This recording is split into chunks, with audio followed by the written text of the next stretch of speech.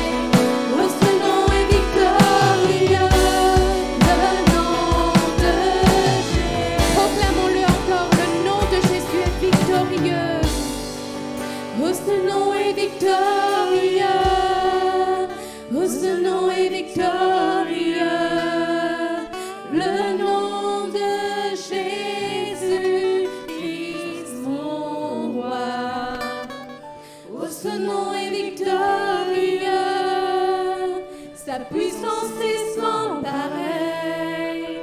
Oh, ce nom est victorieux, le nom de Jésus. Oh, ce nom est victorieux, le nom de Jésus. Amen.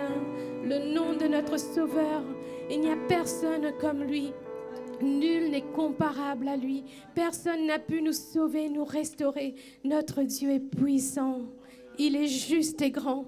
Il est celui encore ce matin qui peut tout accomplir dans nos vies. Ce matin, peu importe dans quel état tu es venu dans ce lieu, peut-être malade, peut-être que ton cœur est rempli de tristesse, peut-être que ce matin, tu souffres au plus profond de ton être, que tu es dans les angoisses, dans les craintes, dans les peurs. Ce matin, vraiment, nous t'invitons à rentrer dans la présence de Dieu, à le laisser te restaurer, à le laisser envahir ta vie, de libérer de toute crainte, de toute peur. Son nom est puissant, il peut tout accomplir et ce matin, il est le Dieu qui peut te libérer, il est le Dieu qui peut te délivrer. Alors crois en son nom.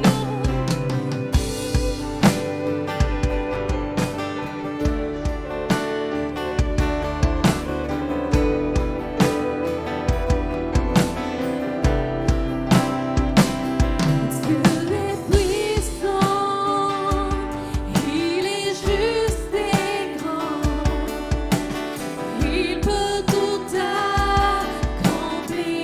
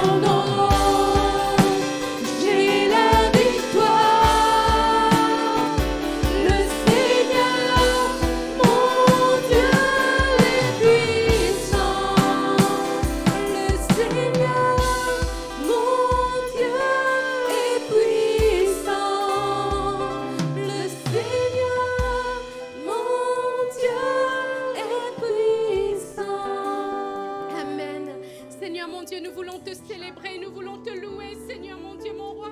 Nous sommes émerveillés, Seigneur mon Dieu, par ce que tu fais dans notre vie, Seigneur mon Dieu.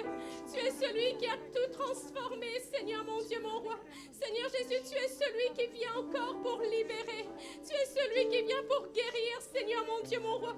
Comment ne pas te louer? Comment ne pas t'adorer, Seigneur mon Dieu, mon roi? Tu vis, Seigneur mon Dieu, d'éternité en éternité. Tu ne changes pas, Seigneur mon Dieu, mon roi. Merci, Seigneur mon Dieu, pour tout ce que nous avons pu trouver en toi, Seigneur. Béni soit ton nom pour ta fidélité, Seigneur Jésus. Amen. C'est celui qui est tout puissant, celui qui peut tout accomplir.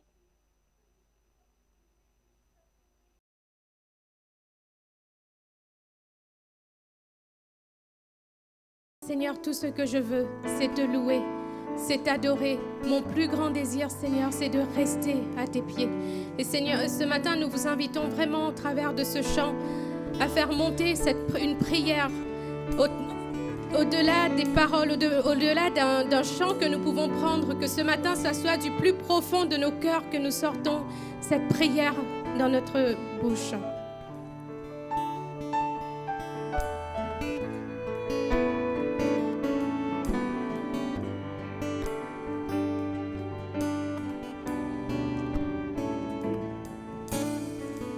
Tout ce que je veux, c'est t'aimer.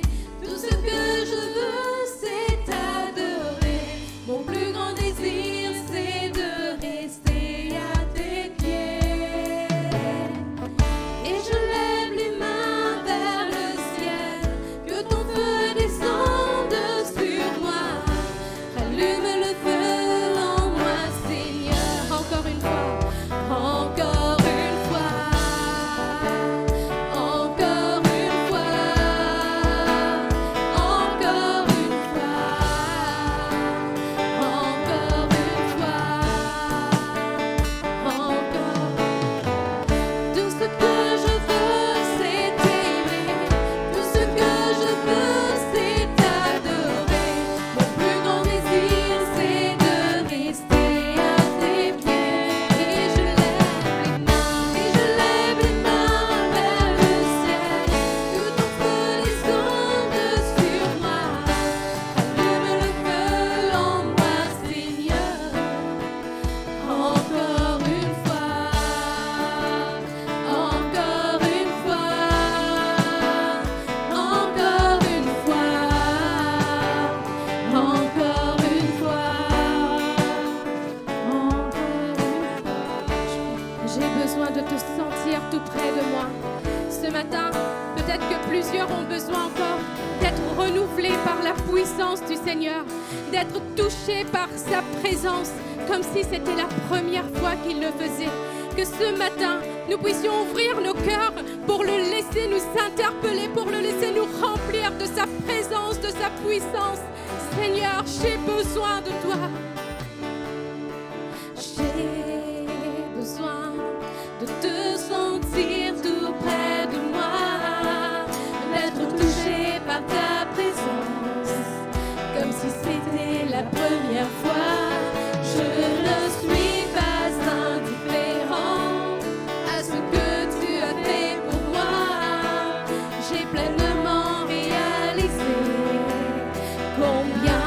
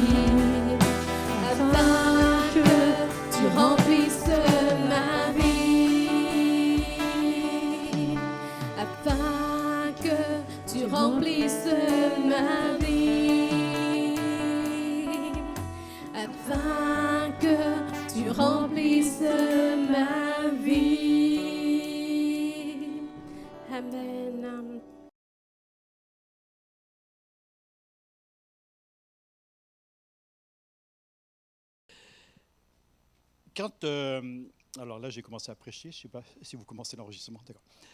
Quand j'étais enfant, j'habitais dans les Hautes-Alpes. Vous connaissez les Hautes-Alpes, situées au sud-est de la France, pas très loin de la Méditerranée, se trouvent des montagnes. Il y a les Savoies, les Hautes-Alpes, les Alpes de Haute-Provence et les Alpes-Maritimes. Donc j'habitais dans les Hautes-Alpes, qui était une région très très très belle. Et il m'a fallu les yeux bleus d'une belle Parisienne pour me décider à quitter mon territoire sur lequel ma famille était implantée depuis des siècles et que je n'avais nullement envie de quitter. Et pour moi, à l'époque, les choses étaient simples. Je me promenais en montagne, dès qu'il y avait de l'eau et si j'avais soif qu'il y avait de l'eau, quel que soit l'endroit où était l'eau, je buvais. C'était comme ça. La pollution, on ne l'avait pas encore inventée. Les restrictions d'eau, on ne connaissait pas. Ça coulait à flot. Nous habitions une grande propriété avec mes parents. Il y avait des sources qui coulaient de tous les côtés. Pour moi, l'eau faisait partie de mon univers. Et puis, ma mère m'avait dit d'ailleurs, toute eau que tu vois courir au soleil, ben, tu peux la boire. Alors moi, je ne posais pas de questions parce que la parole de ma mère était vraie. C'était ma mère. Je n'aurais jamais remise en question, surtout à l'époque. Et voilà, c'était comme ça. Je ne me posais pas d'interrogation, je buvais quand j'avais soif. Je me suis marié, j'ai quitté le nid douillet qui était la maison pour intégrer un nid encore plus douillet auprès d'Hélène. Tiens, à ce propos, on vient de faire 48 ans de mariage. Vous avez le droit d'applaudir. Pour ça, on est partis 2-3 jours ensemble, 4 jours ensemble. T'es tout content, 48 ans de mariage, waouh. Alors, j'ai été surpris un jour, une année, en arrivant à Paris, c'était dans les années 76, 80, par là, de voir des poissons morts flotter sur la Seine. Il faut dire que ma région, les Hautes-Alpes, n'était pas forcément une région propice aux poissons, si ce n'est que ceux qu'on pêchait en rivière, et je vous garantis qu'ils n'avaient rien de mort. Au contraire, ils étaient assez remuants, les truites et autres bestiaux. Et je voyais des poissons, mais à perte de vue, qui coulaient au bord de la Seine. Et là, j'ai appris qu'il y avait une pollution dans l'eau qui faisait que les poissons s'asphyxiaient. Je crois qu'il y avait, je ne sais plus qu'il y avait un trop de je ne sais quoi, je ne me souviens plus.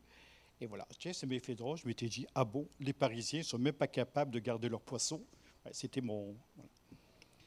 Puis, plus tard, j'ai lu un article. À l'époque, nous étions abonnés à une revue scientifique. Et l'article disait « France, ton eau fout le camp ».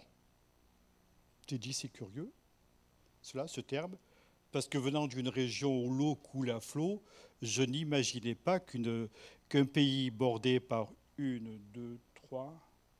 On a 4 mers, c'est ça, autour de la France, 4 mers, arrosé avec c'est ça, 4, arrosé par des tas de rivières, de fleuves, où l'eau coule à flot, je ne m'imaginais pas que notre eau puisse foutre le camp, pour reprendre les termes de l'article. J'ai dit, tiens, c'est curieux.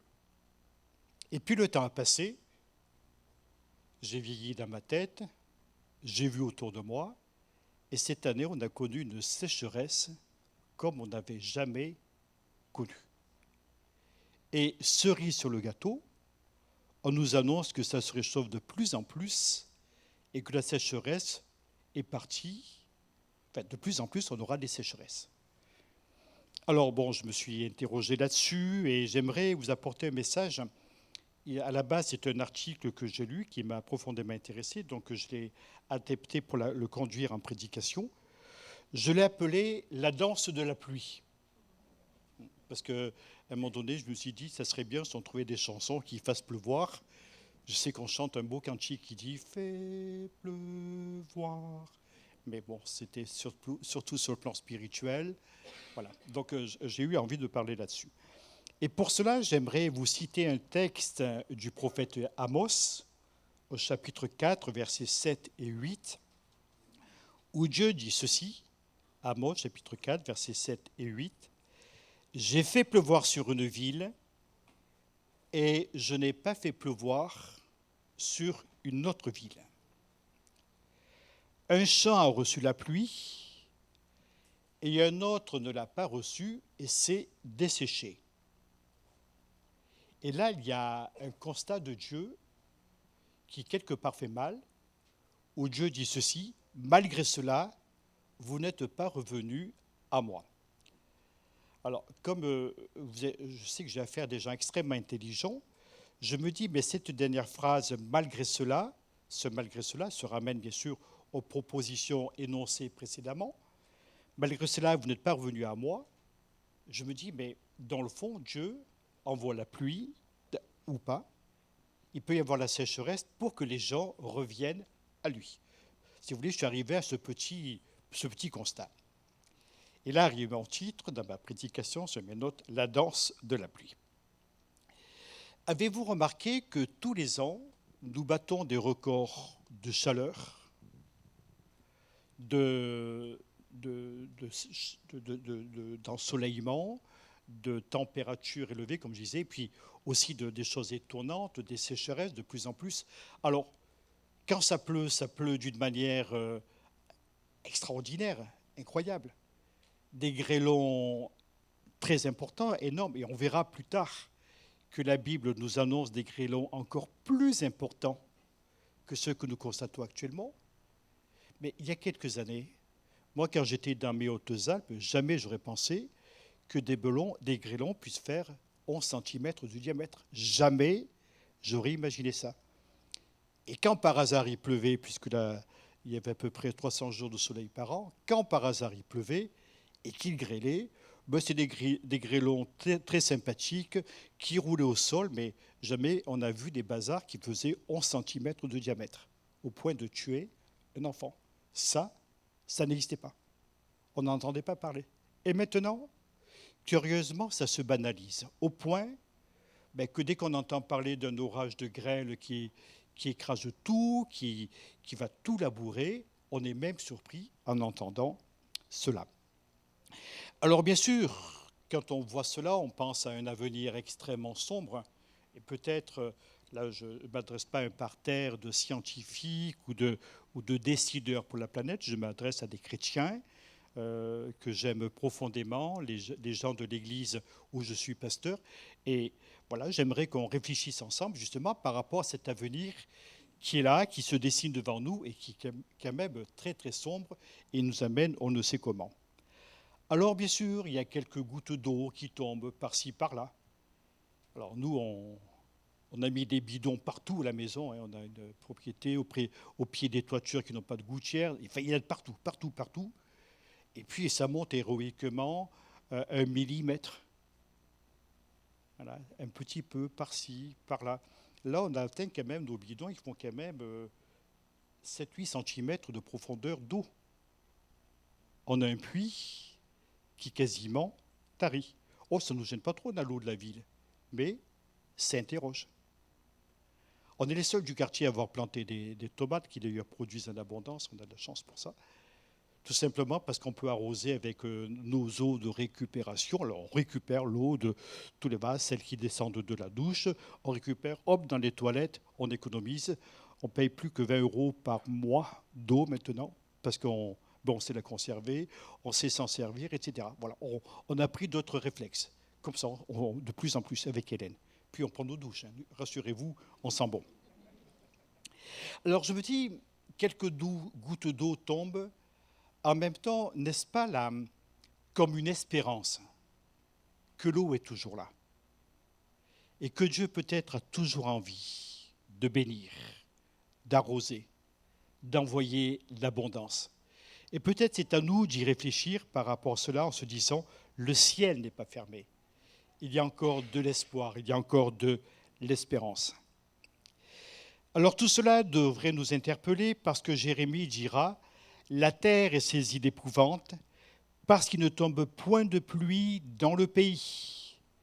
Les laboureurs, moissonneurs, tout ça, sont les deux mamelles de la France, comme à l'époque d'Henri IV. Non. Les laboureurs et les moissonneurs, confus, se couvrent la tête. Même la biche dans la campagne, nous dit Jérémie, met bas et abandonne sa portée parce qu'il n'y a point de verdure. Donc la Bible nous en parle. Elle nous l'annonce. Alors, n'est-ce pas étrange que la planète bleue, qui est si belle vue de l'espace, et vous avez vu, quand on regarde notre planète, enfin, des photos, hein, parce que pour l'instant, on va pas très haut, en tout cas, nous, le commun des mortels, elle est toute bleue, c'est un bijou magnifique qui est là dans le ciel, qui brille de ses couleurs. Il y a du vert, il y a du bleu, il y a du blanc, parce qu'il y a des nuages. Et Dieu sait qu'il y a des nuages. C'est splendide, c'est merveilleux, c'est extraordinaire. 70% d'océans recouvrent notre planète, donc il y a de l'eau. Il y a beaucoup d'eau, que d'eau, que d'eau, que d'eau. Notre planète est saisie d'épouvante en pensant à une sécheresse. Et puis, cette eau s'évapore, il fait tellement chaud. Elle s'évapore. Où va-t-elle? On sait que l'eau, à la limite, on ne peut pas la détruire. Parce que même quand elle s'évapore, automatiquement, elle est stockée dans les nuages, elle est dans les profondeurs de la Terre, mais l'eau en soi ne peut pas se détruire. Il y a un capital d'eau à la surface de la planète qui ne peut pas se détruire, puisqu'automatiquement, l'eau retourne toujours à l'eau. En tout cas, on voit qu'elle tombe de façon de plus en plus déséquilibrée. Quelques gouttes par-ci, quelques gouttes par-là. Et puis en même temps, des orages, des tempêtes, des cyclones épouvantables qui dévastent tout et qui vont tout inonder. Alors on pourrait se poser les questions, quelles sont les causes de cette catastrophe, de ces désordres climatiques? Parce qu'il faut le reconnaître, on y est en plein dedans. Avant d'y répondre, il faut peut-être préciser qu'une partie de cette eau qui s'évapore, et quelque part, elle est au-dessus de nos têtes, et à un moment donné, elle va redégringoler. Elle ne va pas s'amonceler comme ça, comme un banquier fait avec l'argent dans son coffre-fort. À un moment donné, elle va dégringoler. Mais elle ne dégringolera pas forcément de la manière dont nous l'envisageons. Et peut-être que quand elle tombera, on se dira « Oh là là, on aurait mieux fait de rester là où elle était ».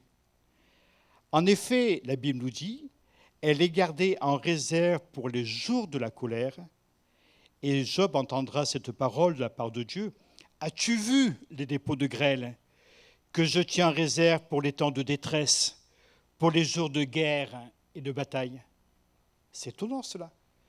Comme si Dieu avait la main mise, si vous voulez, sur tout ce qui pourrait être calamité pour notre planète, et que finalement il faudrait qu'un petit rien pour que tout dégringole d'une manière catastrophique.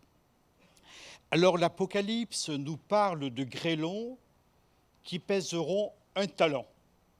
Un talent, suivant les commentateurs, c'est entre 30 et 50 kilos. Impossible. Impossible. Vous êtes tous des rationalistes, comme moi. Impossible que des grêlons de cette taille-là tombent sur la planète. Ouais, mais c'est quand même marqué dans la Bible des grêlons qui pèsent un talent, 30 kilos, 50 pour les plus pessimistes. Puis comme j'ai dit tout à l'heure, un enfant meurt avec un grêlon qui lui tombe dessus, 11 cm. Ça aurait pu vous arriver à vous, ça aurait pu m'arriver à moi. Quand je vois les bazars qui tombent dans nos jardins, je vois la dernière grêle qui a dévasté une partie de notre toiture, enfin, une toiture qui est en plastique, hein. C'est un abri. Et quand on voit les machins que c'était, je me dis, mais c'était pas très gros. Mais franchement, même s'ils faisaient à peu près 2-3 cm, j'avais vraiment pas envie d'en recevoir un sur la tête. Ça vous dirait, vous, un grêlon de 2 ou 3 cm sur la tête? Parce qu'on a fait un petit calcul avec Hélène, un grêlon de 10 cm, donc on a mesuré le volume de la sphère. Alors, vous savez que la glace est plus légère que l'eau, hein, elle a tendance à augmenter. Ben, il pèse quand même 600 grammes. Puis, ils viennent d'assez haut. Et puis, vous connaissez la gravitation. Hein. Vous mettez des carrés, des cubes, ce que vous voulez. Ouais, ça arrive sur Terre. Et puis, toi, tu es là. Voilà, ta voiture, elle est abîmée. C'est une chose. Ton pari, il pète. Car, glace, etc. Mais n'empêche que ça tombe. Et la Bible envisage des grêlons de 30 kilos. Vous réfléchissez un petit peu. Alors c'est sûr que les scientifiques ne nous en parlent pas parce qu'ils ne lisent pas la Bible. Peut-être que s'ils lisaient la Bible comme vous le faites, comme je le fais, eh bien, peut-être qu'au lieu de remédier à ces conséquences par des taxes multiples, c'est ça qui est bien en France. Dès qu'il y a un pépin, il y a des taxes. Voilà. Des taxes, des taxes, des taxes. Ne vaudrait-il pas mieux s'attaquer à la source du problème, aux fondamentaux de notre société et essayer de réfléchir. Et peut-être d'apporter des conclusions qui seraient davantage à la gloire de Dieu, au bien de l'humanité, que de chipper encore de l'argent par-ci, par-là. Ok, c'est bien, mais le problème n'est pas là. Parce qu'on pourra remplir les caisses tant qu'on voudra, on pourra essayer d'être assuré de tous les côtés. De toute façon, on ne pourra rien sur ce problème parce que c'est un problème qui est spirituel. Et un problème spirituel, il n'y a que des solutions spirituelles. Aujourd'hui, on a besoin d'eau. Et tous les jours, nous prions, donne-nous notre pain d'aujourd'hui. J'espère que vous rendez grâce à Dieu à table quand vous mangez. Parce que dites-vous que vous avez un grand privilège, le fait de pouvoir manger. Ah ouais, mais c'est normal, on est en France. Ok, pas de problème. Pas de souci, comme disent certains. Après, je me suis posé la question, mais je me suis dit, mais qui est responsable de la sécheresse ? Alors, histoire de vous mettre un petit peu, de vous décontenancer, en fait, le responsable, c'est Dieu. Voilà, si c'est Dieu, qu'est-ce que tu veux qu'on fasse ? Nous, non, on ne peut rien faire. Hein. Non, on ne peut rien faire. Ni moi d'ailleurs. On ne peut rien faire. C'est Dieu le responsable. Et d'ailleurs, non seulement il est responsable, mais il ne s'en cache pas. Il nous dit, c'est moi qui ferme les robinets, c'est moi qui les ouvre, je décide que tel champ aura de l'eau, que l'autre n'en aura pas, telle ville aura de l'eau, pas l'autre. C'est Dieu qui décide. Et alléluia, parce que c'est Dieu qui décide.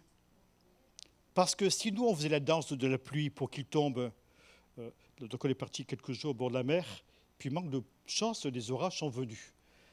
Nous, on aurait décidé plutôt qu'il pleuve à fleurer chez nous. Là.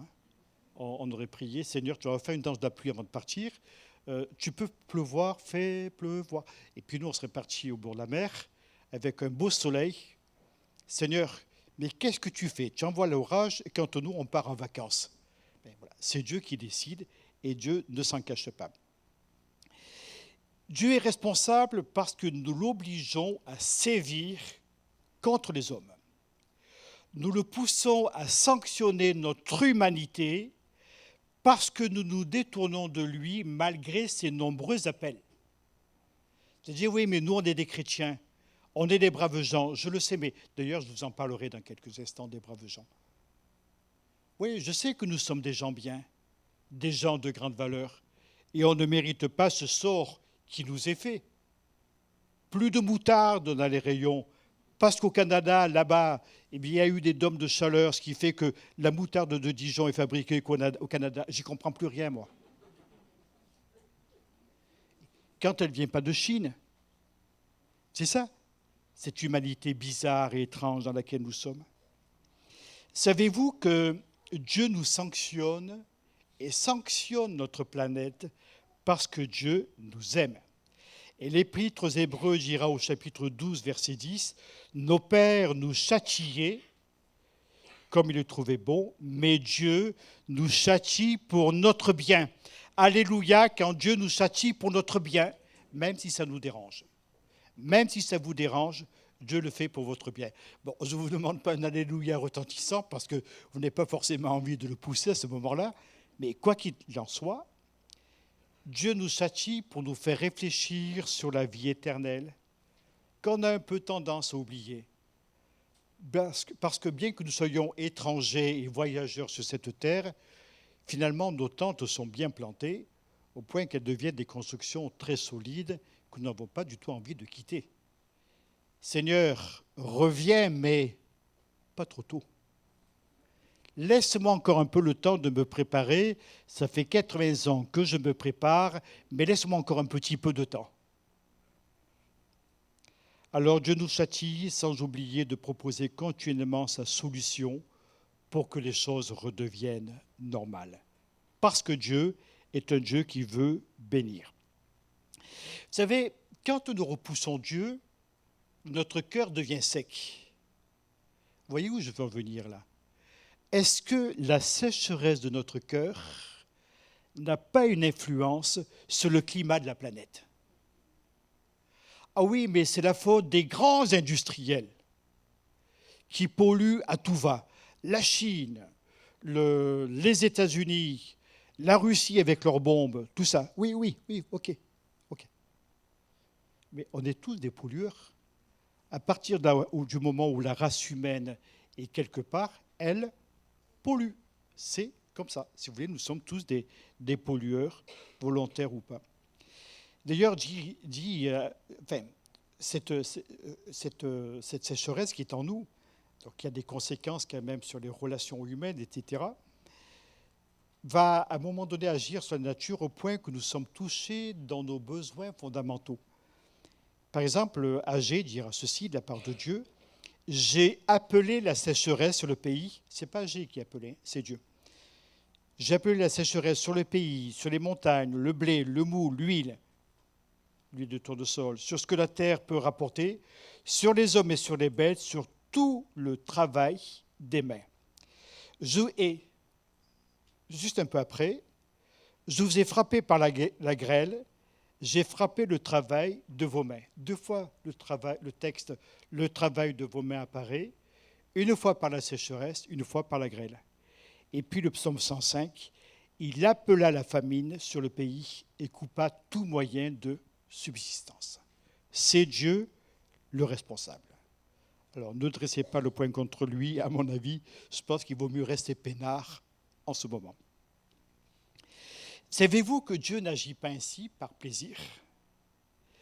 Et ce châtiment nous amène et doit nous amener à la réflexion pour le rechercher et pour ensuite mieux marcher dans ses voies.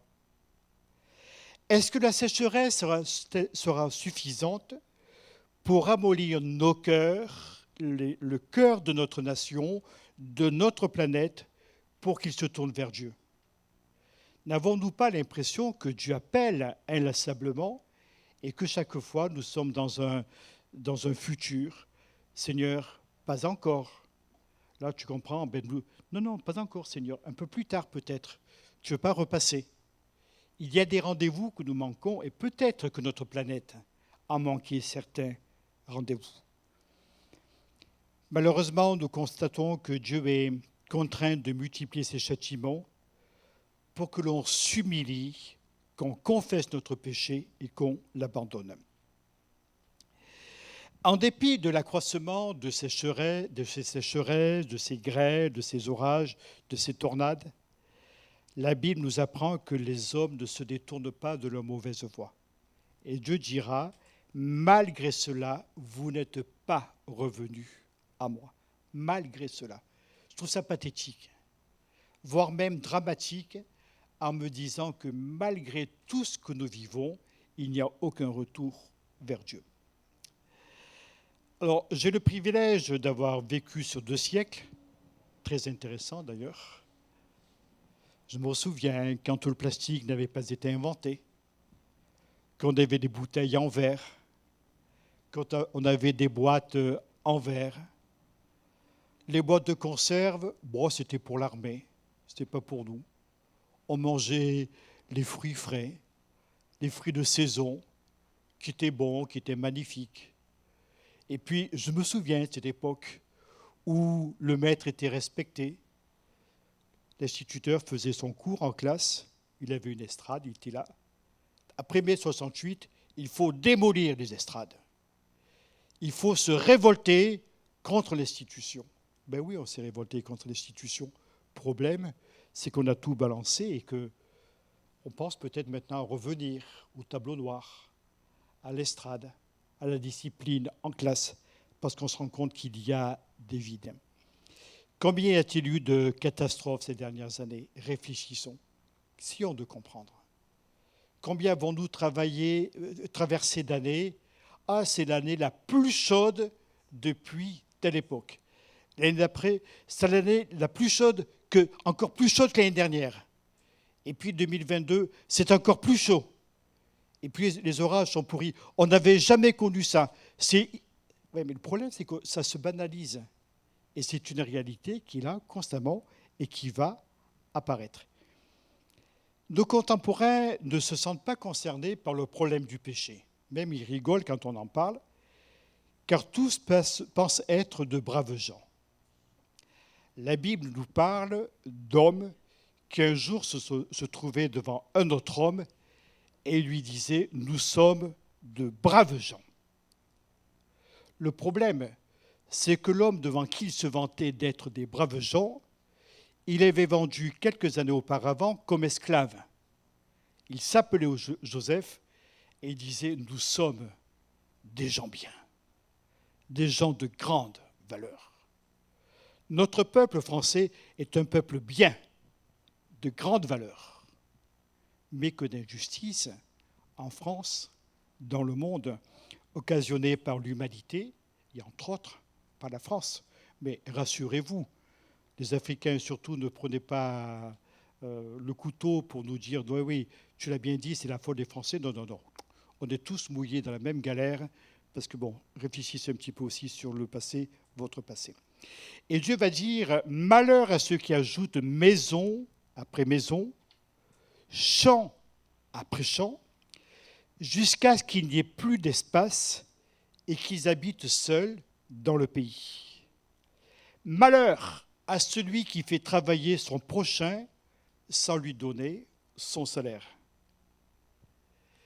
J'ai eu l'occasion de regarder sur Arte ces dernières semaines 3 émissions sur les goulags, parce qu'en fait le goulag n'est pas un lieu, mais c'est plutôt une expression pénitentiaire, sur les goulags, où Staline avait trouvé à bon compte une main-d'œuvre gratuite pour essayer de rehausser l'économie de l'Union soviétique, avec des millions de morts pour faire des travaux absurdes qui n'ont servi à rien, des millions de morts.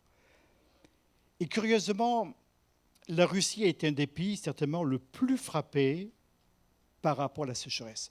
Je me dis, mais est-ce que d'une certaine manière, se détourner de Dieu, rendre son frère, sa sœur, son peuple esclave, ne pas lui verser de salaire, exercer l'injustice et la méchanceté, est-ce que ça ne monte pas aux oreilles de celui qui est un peu plus haut que nous? J'ai vu la souffrance que t'imposent les Égyptiens. J'ai entendu les cris qui te font pousser, tes cris de douleur. Je suis descendu afin de te faire monter dans un pays où coule le lait et le miel. Et pendant des années, des prisons se succèdent, des goulags se sont succédés, des camps de concentration se sont succédés, une exploitation de la race humaine où l'homme n'a qu'un intérêt, qu'un désir, profiter de son prochain jusqu'à faire travailler les enfants avec des salaires pitoyables, des choses épouvantables qui se passent. Et après, on va dire, eh bien, c'est curieux, mais la sécheresse est sur la terre. Est-ce que Dieu peut bénir de tels comportements? Moi, je ne crois pas, parce qu'il dira malheur à la terre. Et si Dieu dit malheur à la terre, je crois qu'on a intérêt à écouter, parce que ce n'est pas une parole d'homme. Ce matin, vous allez dire, oui, c'est notre pasteur qui nous parle. D'accord, mais moi, je m'appuie un peu sur ce que disent les Écritures. Ce n'est pas simplement qu'une parole d'homme, c'est une parole de Dieu. Malheur à la terre, malheur à l'iniquité, malheur aux esclavagistes, malheur à ceux qui répandent le malheur. Voilà ce que nous dit la parole de Dieu. Alors, des sociétés veulent toujours grandir de plus en plus, jusqu'à ce qu'elles soient les seules à habiter le pays, y avoir le monopole, afin de pouvoir pratiquer des prix selon leur bon vouloir, sans avoir la crainte d'une concurrence qui va leur faire du tort. En poursuivant la lecture de la Bible, on se rend compte que ces personnes n'ont qu'un désir: retenir la marchandise pour que la pénurie s'installe, afin de quoi faire? Les économistes, là, afin d'augmenter les prix. Je retiens la nourriture, et quand il y a pénurie, je la libère, au prix qui m'intéresse. Vous n'êtes pas un peu, enfin, là, j'ouvre une parenthèse, vous n'êtes pas un peu surpris de voir que la guerre entre la Russie et l'Ukraine a de telles conséquences chez nous? C'est marrant, dès qu'il y a un truc, ah ouais, mais c'est la faute à la guerre en Ukraine. Ah oui, d'accord. Je ne pensais pas que l'Ukraine avait une telle place dans notre économie de marché. Voilà, je découvre, hein, je suis comme vous, j'ouvre des grands yeux, émerveillé, je sais pas. La malédiction du peuple n'affaiblira pas du tout les grandes sociétés.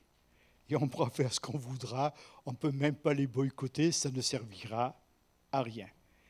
Ils tiennent les cordons de la bourse alimentaire, mais ils oublient peut-être que leur richesse accumulée ne peut pas leur garantir une éternité avec Dieu.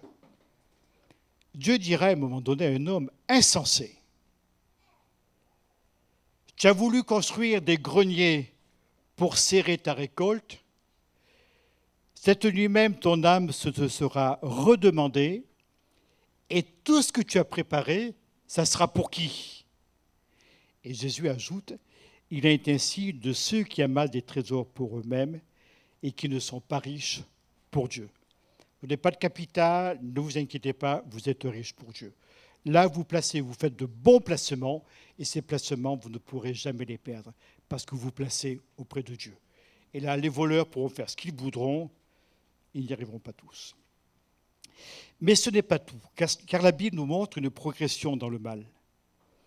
Vous dites, nous diminuerons la semence, nous augmenterons les prix, c'est dans Amos, chapitre 8, verset 5. Nous falsifierons les balances pour tromper. Puis nous achèterons les misérables pour de l'argent et le pauvre pour une paire de souliers.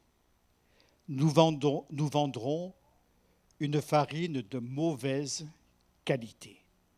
La Bible le dit. Elle a dit bien avant que ça existe au milieu de nous. Alors bien sûr, les balances, c'est tellement contrôlé, on ne peut pas les falsifier. Ce n'est pas possible. Tu as des contrôles de tous les côtés, et si tu falsifies tes balances, ben, tu es balancé. Mais en même temps, amusez-vous à quelque chose. Un jour, Hélène m'appelle, elle me dit, tu allais faire un gâteau, là. Alors comme Hélène, c'est une scientifique, elle pèse son paquet de farine, elle retire ce qu'elle a besoin jusqu'à ce que... Voilà, enfin, vous avez compris comment elle fait. Et alors elle met son paquet sur la balance, elle me dit, tiens, c'est marrant, il ne pèse pas 1 kilo. Il y a le papier, hein. Il n'est pas ouvert. Il ne pèse pas 1 kilo. Il manque, je sais plus quoi. Combien? Oui, tout à l'heure. Puis elle me dit, tiens, j'ai essayé avec un autre. Parce que comme elle fait beaucoup de gâteaux impliquent beaucoup de farine. Hein. C'est chez comme ça. Gâteau tous les jours. J'aurais dû te marier avec elle. Gérald. L'en prend un autre, rebelote.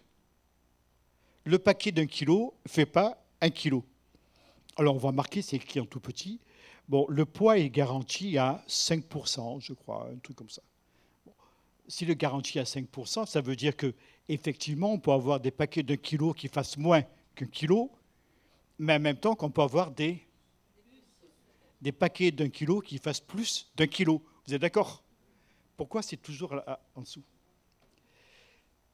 Quand nous sommes passés à l'euro en France, à l'époque, j'étais trésorier de notre mission intérieure, et donc je gérais plusieurs comptes, etc., nos comptes personnels, les comptes de l'Église, enfin, il y avait tout un tas de comptes que je voyais fonctionner. Et quand on est passé du franc à l'euro, tous les comptes dont j'avais la gestion ont perdu environ 35 centimes de francs, donc c'est rien du tout, 35 centimes de francs, les uns et les autres. Tous. Alors, je dis, passe pour un compte. Mais j'en gérais à peu près une dizaine, je pensais, entre les notes, tout ça, ou à peu près, je devais en gérer une dizaine. Donc, 35 centimes divisé par 10, Tu as calculé pour moi? C'est combien? 3 francs 50. Ce qui fait un demi-euro, 50 centimes d'euros à peu près. S'il dit, tiens, les banques, mais multiplié par le nombre de comptes bancaires en France et en Europe et dans le monde. Vous savez qui était le grand gagnant? Est-ce que c'est vous? c'est pas moi, ma cash, c'était les banques. Et c'est toujours dans ce sens-là. De dire, ouais, mais 35 centimes, c'est rien.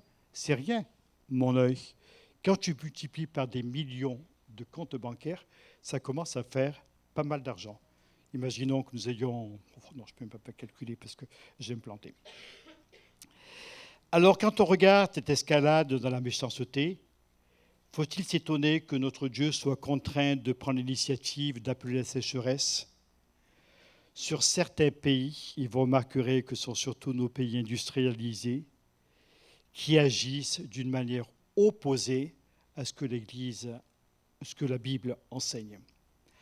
Alors bien sûr, on n'est pas coupable de tout cela. Vous allez me dire, mais ce matin, qu'est-ce qu'il nous en met ? Il nous en met plein la tête. On n'a rien fait, on est gentils, on est des braves gens. Oui, je sais. Mais quoi qu'il en soit, si nous désapprouvons les agissements de ceux qui sont autour de nous, notre humanité, notre planète, tout ce qui est réduit en esclavage, etc., bien sûr, on n'est pas responsable. Mais si on redescend un petit peu les échelons de la société, à un moment donné, je crois qu'on va bien tomber en face de notre méchanceté. Donc, on regarde là-haut, là-haut. Non, c'est vrai que là-haut, ils sont méchants, ils sont mauvais là-haut. Quand ça se rapproche et que le miroir vient nous rencontrer, peut-être qu'on a besoin de se sentir un petit peu interpellé. Je dirais, un des grands problèmes, c'est le manque de reconnaissance de notre peuple. Et excusez-moi de vous le dire de cette manière-là, mais peut-être notre manque de reconnaissance à chacun d'entre nous. Vous imaginez, demain ne pas avoir à manger, ça vous semble tellement absurde que vous n'en cauchemardez même pas. Ça nous semble impossible. Puis j'ai pensé, lorsqu'on a trop de fruits, lorsqu'il y a trop de pêche poisson, lorsqu'il y a trop de céréales, lorsqu'il y a eu trop de café au Brésil, au point qu'on le brûlait dans les chaudières, alors, il y a quelques années, d'accord, dans les chaudières des trains, quand des tombereaux de poissons sont déversés devant une préfecture et qu'on y met du pétrole pour éviter que les gens viennent le récupérer, ou quand des légumes en abondance ou des fruits en abondance sont répandus sur le sol, piétinés, écrasés, méprisés, alors qu'il y a des gens sur notre planète qui meurent de faim.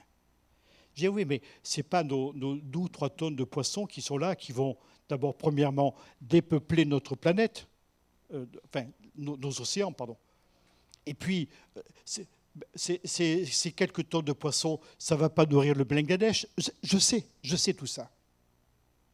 Mais tomber dans ce mépris de l'abondance, aux yeux de Dieu, c'est un péché. Et là, on est tous responsables. Ouais, mais moi, je ne suis pas cultivateur. Moi non plus, à part mes 4 tomates. Je ne suis pas pêcheur. Moi non plus, bien que des fois je pêche. Voilà, on en est là et on se justifie. Pourquoi vouloir à tout prix que les fruits, que les cours ne s'effondrent pas ? Après tout, si au lieu de payer le kilo de tomates 4 €, on le payait plus que 2 €, vous seriez en train de vous plaindre ? Ou bien quand on voit le prix des fruits qui a quand même du mal à baisser, cette année, on a trop de fraises, disaient les cultivateurs. On est embêté, les cours vont s'effondrer, parce que c'est dingue. T'en as trop, ça râle, t'en as pas assez, ça râle. T'as toujours trop ou pas assez, tu n'as jamais le juste milieu. Voilà, eh bien, on a trop de fruits. T'as trop de fruits, fais partager les copains. Pourquoi après tout ne pas baisser les prix ? C'est tellement bon les fruits de saison. Pourquoi faut-il absolument les payer un prix exorbitant ? Oui, mais c'est l'économie. Ben oui, c'est l'économie. Et nous sommes en plein dans l'économie. Alors ne me demandez pas les ramifications de tout cela. Je crois que j'en perdrai mon latin et je crois que je n'ai même pas envie de regarder. Finalement, que pense Dieu quand il voit la bénédiction qui est méprisée ? Et Ésaïe nous dit ceci au chapitre 3, verset 11, « Malheur au méchant, il sera dans l'infortune car il recueillera le produit de ses mains. » Vous savez, mes frères et mes sœurs, l'abondance sur terre n'est pas une tare, bien au contraire. C'est une bénédiction. Ce n'est pas une malédiction que nous devons repousser, que nous devons détruire, mais elle devient une malédiction quand elle est méprisée, alors qu'une partie de notre planète ne mange pas à sa faim. Et moi, ça me fait mal. Ça me fait mal quand je vois la destruction de la nourriture. Bien sûr, on ne peut rien faire. J'imagine pas qu'on ramasse nos restes et on les met dans un petit carton qu'on va envoyer dans un pays. Je le sais, tout ça. Mais ça me fait mal. Ça me fait mal quand même. Je ne sais pas pourquoi. Je trouve abominable qu'on puisse mépriser l'abondance que nous avons. Alors, on va dire, oui, mais ça ne se passe pas chez nous. Ben, dis donc. Alors là, j'en viens. Alors là, désolé, je vais frapper à votre porte. Toc, toc, j'entre. Vous avez remarqué, quand on fait des agapes d'église, il y a une nourriture savoureuse qui est sur les tables. Le drame, c'est d'être servi le dernier. Parce que tu as des gens qui vont remplir leur assiette. D'ailleurs, je dirais, le remplissage de l'assiette est inversement proportionnel à ce qu'ils ont apporté. Et ouais, c'est mathématique et on le vérifie. Donc, une bonne assiette. Et puis, dans cette bonne assiette, tu vois un machin qui était grignoté. Oh, la personne n'a pas aimé. Un autre truc. Oh, c'est pas bon ça. Ça, pas bonne nourriture, etc. Et puis, tu vas jeter une assiette pleine d'une nourriture qui n'a pas été consommée, alors que d'autres qui faisaient la queue et qui ont eu le manque de peau, en général, c'est le pasteur et sa femme, qui arrivent les derniers. Et puis, voilà, ça a été pillé. Et puis, tu vois, tu as un truc à moitié barbouillé avec du ketchup, des tas de sauces pour essayer de faire passer le goût indigeste que lui a trouvé la personne, avec des gâteaux mélangés avec de la crème, etc., de la moutarde, enfin, tout ça. Vous ne croyez pas qu'il y a quelque chose qui est anormal? Je ne sais pas ce que vous en pensez, mais moi, ça me hérisse. Ça me hérisse parce que je me dis, c'est la nourriture pour laquelle nous prions. Nous rendons grâce à Dieu. Et d'ailleurs, en toute bonne conscience, on rend grâce à Dieu quand on fait des agapes. Merci Seigneur pour le bon repas qu'on va manger. Alléluia, bon appétit! Et on y va, et on fonce, et on se sert. Et on ne mange rien. Parce que malheureusement, il y a beaucoup de reste. Vous vous rappelez ce qu'a fait Jésus lorsqu'il a voulu nous montrer la générosité de Dieu lors de la multiplication des pains? Il distribue les pains, les poissons à droite et à gauche, 5000 hommes qui vont manger, rassasiés, etc. Et le rabiot, eh bien, on va le jeter aux poissons dans la mer. Ça s'est passé comme ça.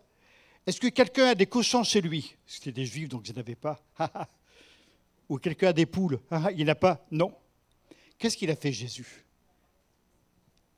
Est-ce que quelqu'un avec courage va se lever et va me le dire? Il a dit, ramassez les morceaux qui restent.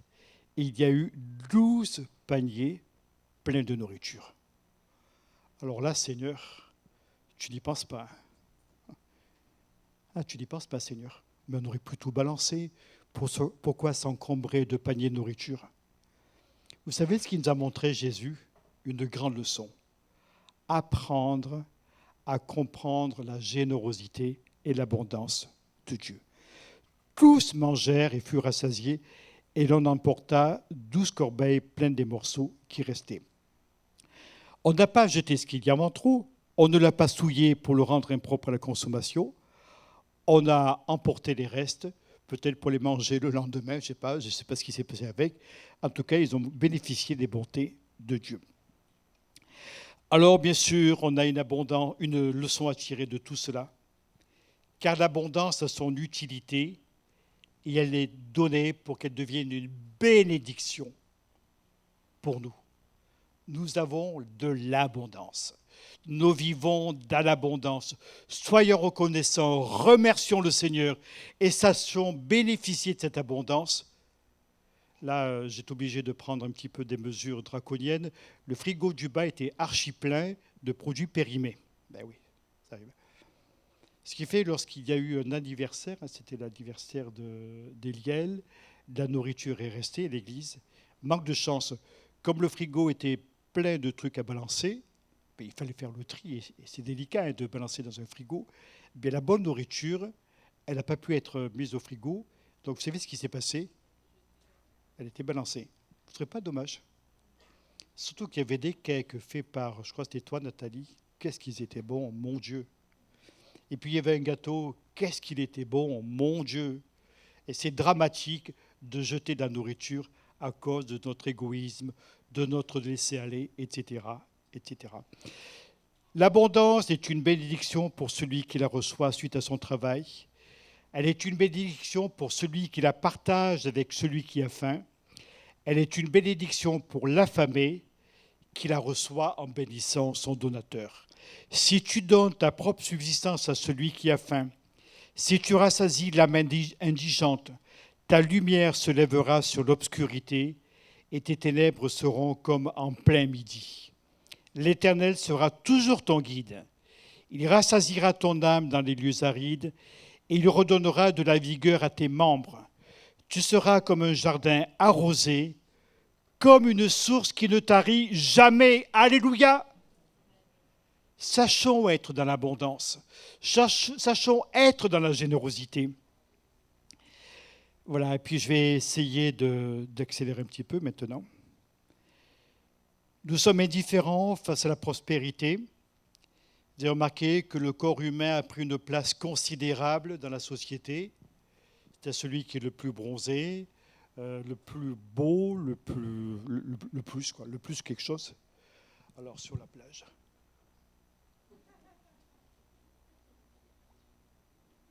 Puis quand une fille passe, voilà, c'est ça. L'absurde. C'est ça, c'est ce fonctionnement. Et depuis des décennies, gloire à Dieu pour les congés payés. Gloire à Dieu. Et grâce à cela, la pollution est venue sur nos plages. Grâce à cela, les cancers de la peau se sont multipliés. C'est extraordinaire, les belles choses que nous traversons. Alors on adore le Dieu soleil, quitte même à s'allonger devant lui. On adore le Dieu de la plage. Et quand le Dieu de la plage, à un moment donné, la plage est souillée, ah, on en veut à qui? À Dieu, bien sûr. Et puis, quand le soleil aurait tendance à se voiler derrière quelques nuages, à qui on en veut? Parce qu'il fait sec. Et Dieu est en train d'envoyer un petit peu de pluie. Ah non, Seigneur, ce n'est pas le moment. Et c'est jamais le moment. Vous savez, si on faisait la pluie et le beau temps, comme on décide de le faire, je crois qu'on aurait intérêt à rester chez soi. Honnêtement. Moi, je sais que personnellement, j'aime énormément la pluie. Et ouais, j'étais dans une région où il ne pleuvait jamais, donc voilà, j'aime beaucoup. La France est bénie par son abondance d'eau. Cette eau si généreuse est gaspillée, polluée, et peu à peu, elle se raréfie. France, ton eau fout le camp. Bonjour France, ton eau a fichu le camp. Elle est partie. Elle n'existe plus. Je voyais à la télévision des villages que j'ai connus gosses où des fontaines coulaient en abondance. Des robinets sont fermés. Des rivières où on allait se baigner avec Hélène dans les Alpes. C'est beau une rivière qui coule. L'eau qui glisse sur ton corps, tout ça. Quasiment tarie. L'Ardèche, on avait l'impression que c'était un petit ruisseau de rien du tout. Alors peut-être que nous avons des leçons à apprendre et peut-être avoir quelques certitudes. Je termine par quelques promesses. Écoutez bien celle-là. Elle chante comme un cantique à mes oreilles et j'aimerais vous l'apporter par cette parole. Quand le ciel sera fermé et qu'il n'y aura point de pluie, à cause de leurs péchés contre toi, s'ils prient dans ce lieu et rendent gloire à ton nom, et s'ils se détournent de leurs péchés parce que tu les auras châtiés, exauce-les des cieux. Pardonne le péché de tes serviteurs et de ton peuple, et fais venir la pluie sur la terre que tu as donnée en héritage à ton peuple. Et Dieu va répondre. Et Dieu lui dit, j'exauce ta prière et la supplication que tu m'as adressée. C'est la prière de Salomon lors de la dédicace du temple dans 1 Roi, chapitre 8 et chapitre 9. Face à la sécheresse, le remède à envisager, pour faire tomber la pluie, c'est de revenir à Dieu. Tout simplement. Tout simplement. C'est tellement facile. Ici déjà, nous étions un peuple qui soyons capables de mettre Dieu en premier, et je suis conscient que c'est le premier culte de cette année 2022-2023, avec cette reprise d'activité, soyons été capables de revenir à Dieu, pas simplement pour une pluie mouillée, si je puis dire, mais pour l'abondance dans nos cœurs, pour la bénédiction dans nos cœurs. Peut-être devrions-nous passer par un chemin d'humiliation, de demander pardon pour nos péchés, suivre les voies de Dieu, même quand c'est l'abondance. On ne cherche pas Dieu uniquement quand ça ne va pas, on le cherche aussi quand tout va bien. Savez-vous que Dieu est le soutien de tous nos... Savez-vous que Dieu est la solution à tous nos problèmes, même le problème de la sécheresse? Écoutez bien ça. Il répand la pluie sur la terre et envoie l'eau sur les cultures. Il attire à lui les gouttes d'eau, il les réduit en vapeur et forme la pluie. Qui a ouvert un passage à la pluie et tracé la route de l'éclair et du tonnerre? C'est notre Dieu. Alléluia. Et vous lirez cela dans Job au chapitre 5. S'humilier est une étape indispensable, certainement. Et la bonne nouvelle de l'Évangile, c'est que la grâce de Dieu nous est constamment offerte. Repentez-vous, dira à un moment donné l'apôtre Pierre. Repentez-vous donc et convertissez-vous pour que vos péchés soient effacés, afin que des temps de quoi? Est-ce que vous en souvenez? Moi, c'est facile, c'est marqué.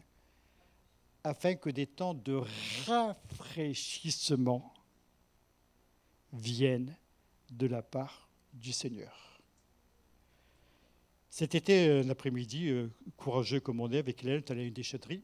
On arrive, c'était fermé. Regarde bien les panneaux. C'était la déchetterie de Noyer, d'ailleurs. On y était allé. Et puis, c'était fermé, on ne comprend pas. C'était bien le bonjour, tout ça. Alors, il y avait le numéro de téléphone, j'appelle, je dis bonjour. Le client est satisfait, qui est habitué à ce que les portes sont ouvertes quand il se pointe. Je dis bonjour, pourquoi la déchetterie est fermée? La dame, elle me répond, sur le je sais pas comment ça s'appelle, le parvis, enfin, l'endroit où il y a tout le travail de la déchetterie, il fait 46 degrés. 46 degrés. Un après-midi du mois d'août. 46 degrés. Oh, dit, oh, non, mais je comprends. Moi, je cherchais un petit trou pour disparaître, pour aller me rafraîchir d'ailleurs. 46 degrés. Mais c'est énorme. Et on aura des temps de rafraîchissement. Et si on les avait, ces temps de rafraîchissement, de la bénédiction, de l'abondance, de la présence de Dieu pour chacun de nous. On n'a pas les moyens humains de changer le climat spirituel et physique de notre planète, mais on a la possibilité de changer notre propre cœur et notre propre mentalité. Nous aurons alors des temps de rafraîchissement promis par le Seigneur, bénéfiques pour nos âmes, pour notre être intérieur, pour notre Église, et cela aura des conséquences bénéfiques pour notre planète. Vous voyez, mais on est si peu nombreux, t'inquiète pas. Si Dieu est capable de multiplier 5 pains et 2 poissons au point qu'il puisse nourrir une foule et qu'il puisse y avoir de l'abondance, Dieu est capable de multiplier aussi des intercesseurs, des gens qui vont chercher la face de Dieu pour qu'il y ait l'abondance, il y ait un changement de vie. Savez-vous que quand Dieu agit en nous, il y a des répercussions autour de nous? C'était ma phrase finale, et là je dis Amen. Que Dieu nous bénisse, qu'il nous permette de prendre conscience de tout cela. J'ai envie de lancer un petit appel. Qu'est-ce que vous en pensez? Je peux vous faire défiler, il fait tellement chaud. Quoique, allez, je vais venir mes collaborateurs. Approchez-vous. Et si vous avez besoin que l'on prie pour vous, approchez-vous. Et si vous êtes interpellé par ce message en vous disant « Moi, j'ai envie que ça change », eh bien, vous approchez, nous allons prier avec vous. Afin que Dieu nous donne à chacun des moyens, des véritables moyens, des moyens vrais, des moyens spirituels, des moyens qui seront à la gloire de Dieu pour le grand bien de notre planète et de notre humanité. Approchez-vous, mes collaborateurs, et venez sur le devant. Nous allons prier ensemble parce que je sais que Dieu est capable d'agir et d'entendre nos prières. Alléluia.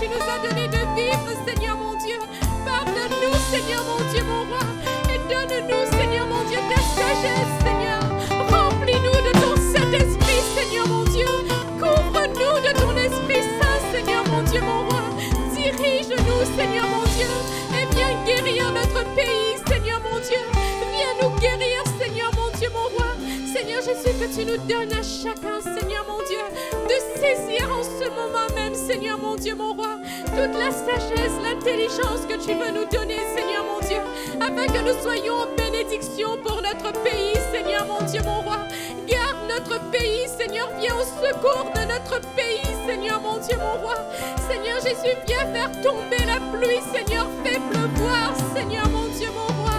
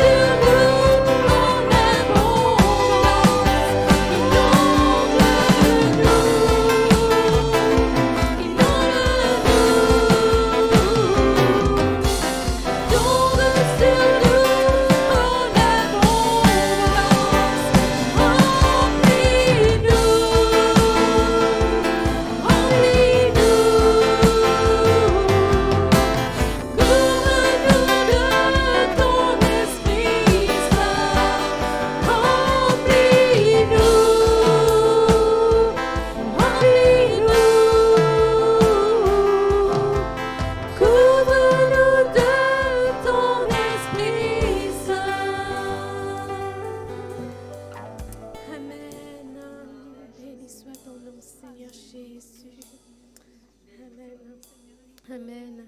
Nous avons un Dieu qui est miséricorde. Notre Dieu est lent à la colère et rempli d'amour. Il revient bientôt, mais il veut que chacun se prépare. Il nous donne encore ces temps pour que nous nous préparons à sa rencontre.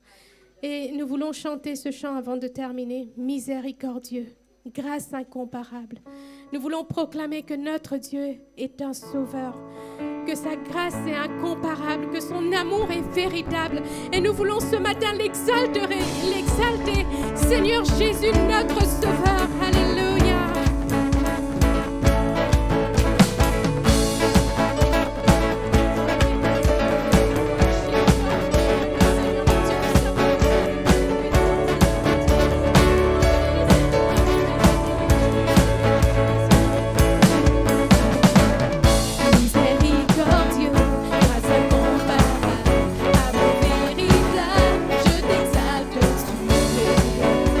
Jésus, mon sauveur.